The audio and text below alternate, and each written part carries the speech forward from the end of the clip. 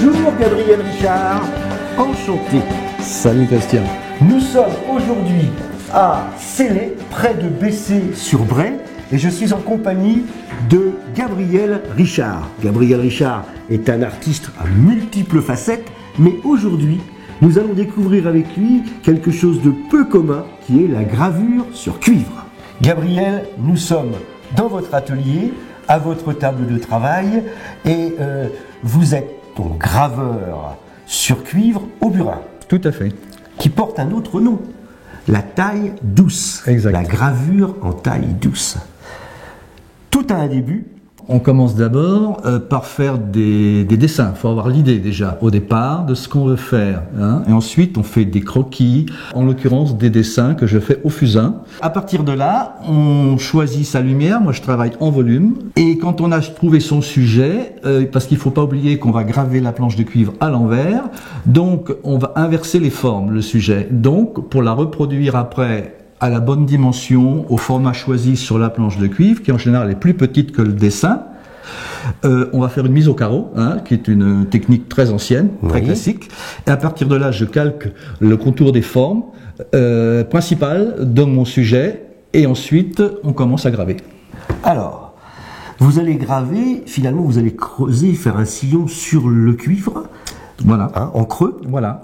Et lorsque l'on fera le tirage, c'est cette partie creuse finalement qui va servir à faire l'impression. Tout à fait, c'est ce qu'on appelle la gravure taille douce en creux. Démonstration. Voilà l'outil avec lequel va travailler Gabriel, ce que j'appelle le burin. C'est ça, exact. Alors, à l'œuvre. On y va, on y va. Alors voici une planche de cuivre que j'ai récupérée. Et pour vous montrer la technique du burin qui est très simple, qui est apparentée à la taille directe, en sculpture. Hein, on fait un petit copeau, donc voilà. Hein, alors là, c'est la chose la plus simple. Vous voyez, on avance gentiment. Vous avez, c'est comme une petite charrue en fait. Hein. On fait un sillon plus ou moins profond.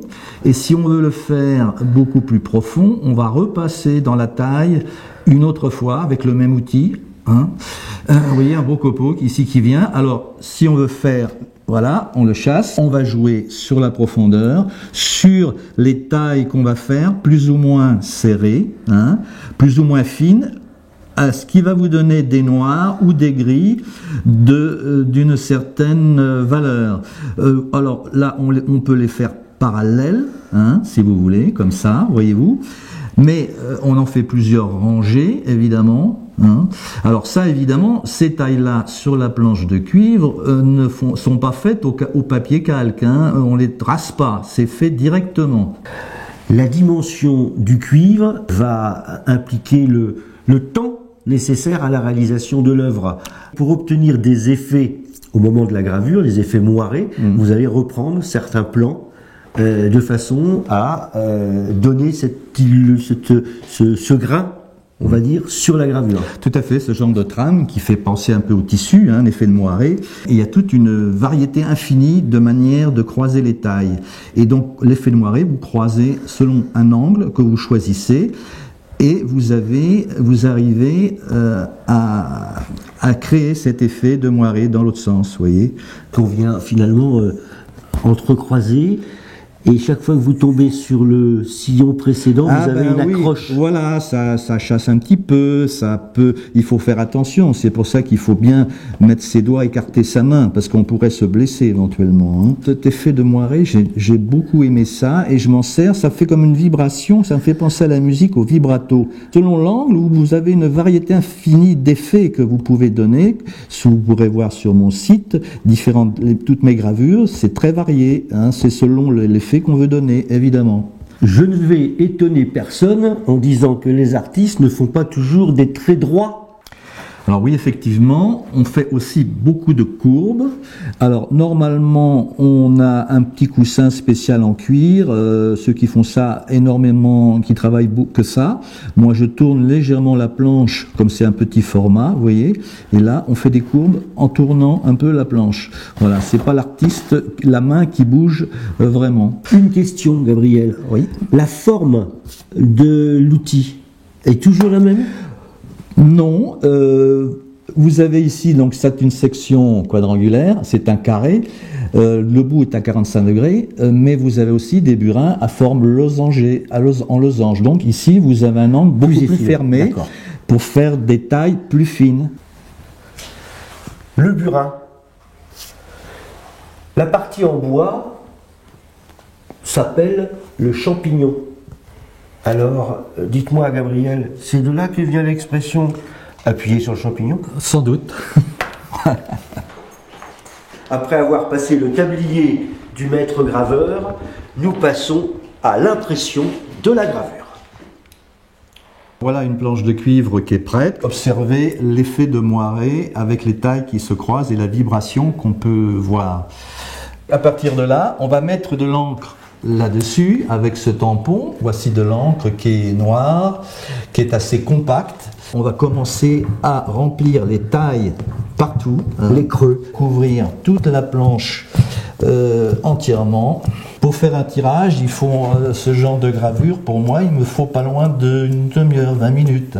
Et une plaque de 5 dimensions pour la graver, un ordre d'idée du temps? Il faut environ minimum 1 mois et demi, 2 mois. Il y en a certaines, j'ai travaillé plus. C'est toute une opération. On est imprimeur finalement. La gravure sur bois, on ne peut pas obtenir ce que l'on obtient avec un burin. C'est né aussi tout ça avec l'invention le papier et puis Gutenberg, l'imprimerie, les premières presses, parce qu'il faut des pressions fortes là-dessus. Oui. Je vais prendre ma planche de cuivre que je viens d'ancrer. Ensuite, je vais la poser sur le réchaud qui est là pour la ramollir, pour la chauffer légèrement et pour ramollir un peu l'encre, que ça s'essuie beaucoup mieux.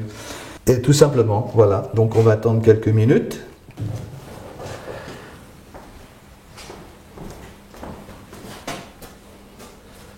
L'opération d'essuyage est une opération aussi délicate que les autres et elle va s'effectuer avec une gaze qui porte un joli nom presque poétique, la tarlatane.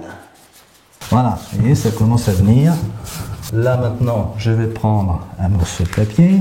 Quelquefois, c'est pas mal de repasser, de réchauffer un petit peu la planche, mais je pense que ça va aller. Alors, on y passe plusieurs fois. Voilà. Voilà, c'est parti.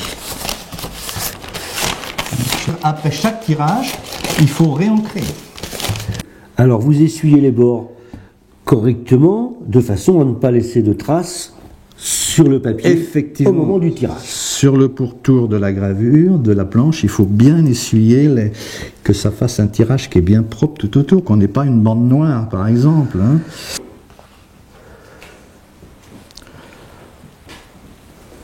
Nous sommes à l'ultime étape avant l'impression.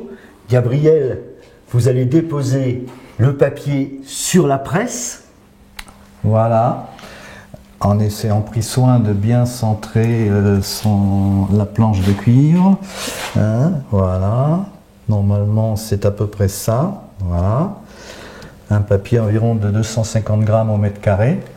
Que vous avez auparavant humidifié. J'ai humidifié, il a trempé 24 heures dans l'eau. Je l'ai sorti il y a une bonne heure, car il faut que le papier soit humide mais pas mouillé. Pas mouillé. Ça va permettre à l'encre de venir s'accrocher. Voilà, et sur le papier. Surtout par la pression, de bien pousser la pression, bien pousser le papier pour prendre l'encre dans les tailles. D'accord. Voilà. Et là, alors ensuite, on va s'occuper de régler de la pression. La pression, ici, vous avez, c'est comme un laminoir, vous avez 2 rouleaux et une table qui passe entre les deux. Avec et on va venir évidemment presser. Voilà, c'est une pression forte. Sur une ligne. Vous voyez. Alors donc à partir de là, maintenant, on va se déplacer. Je vais tourner le volant. C'est parti. Voilà. Vous voyez. C'est assez physique justement parce que c'est une presse qui n'est pas démultipliée. Vous voyez.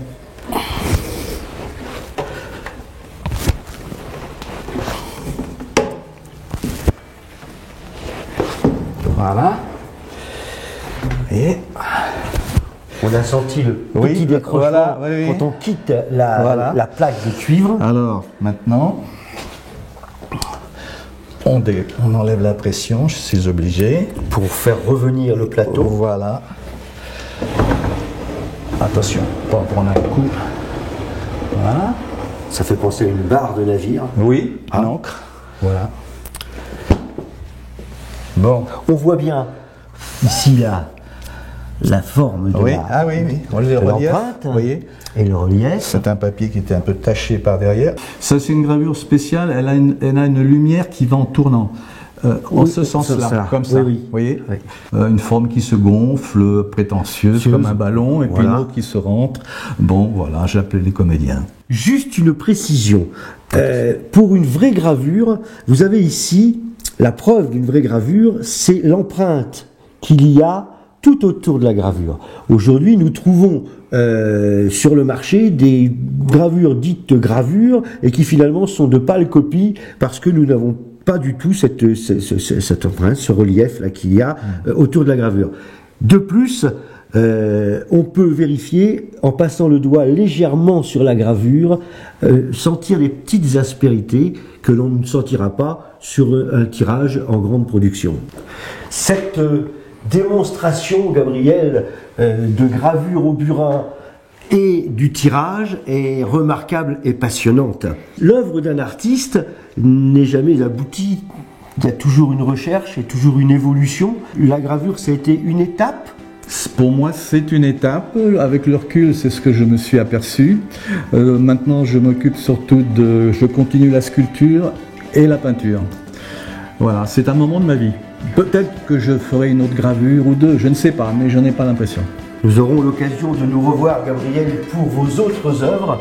Merci, Gabriel, de nous avoir accueillis ce matin. Je souhaite revenir bientôt pour une autre vidéo sur vos sculptures et vos maquettes. À très bientôt. Je vous remercie infiniment.